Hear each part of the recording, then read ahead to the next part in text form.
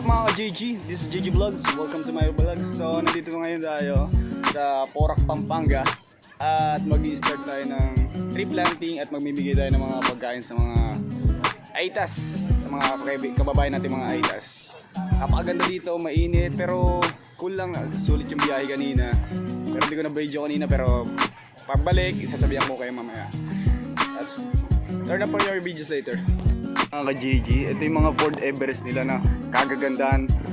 Tsaka minsan sana magkaroon din tayo ng ganito. Darating yung panahon, tulong-tulungan lang tayo. Yan. Sana all, no? Nakasali sila sa Guinness Book of Record. Nabit nila yung world record na 400 plus lang. Pero tayo dito sa Pilipinas nakabuo ng 1,000 plus. Wow! Hindi pa ano yan, and counting pa kasi yung iba hindi raw naka-sign up dahil napakahaba doon ng pila doon sa Tarlac. Ayan guys, see you later.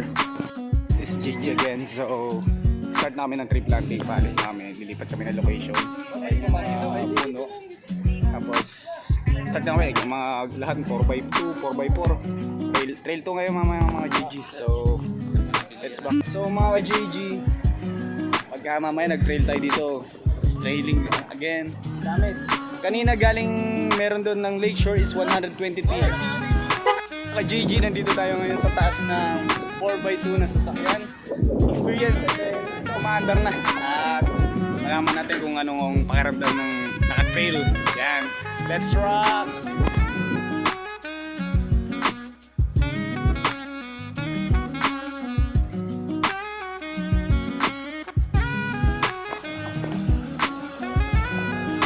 Ang kasama dito na mayaman at kasali sa Ford Everest Club. So, try natin interviewin na bakit so.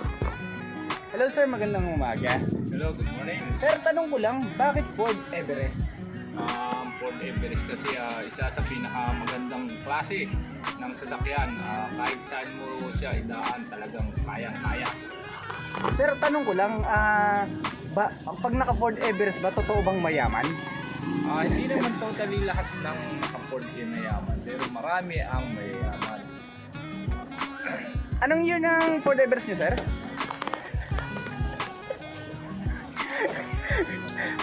Cut mo na.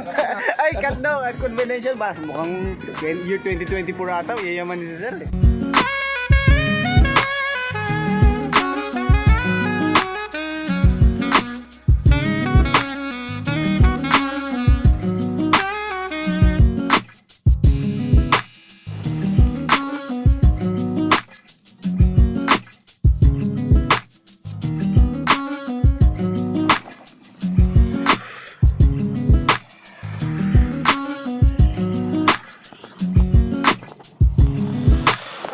JG dito ngayon ulit na nag-tree planting na kami. Start na ng tree planting.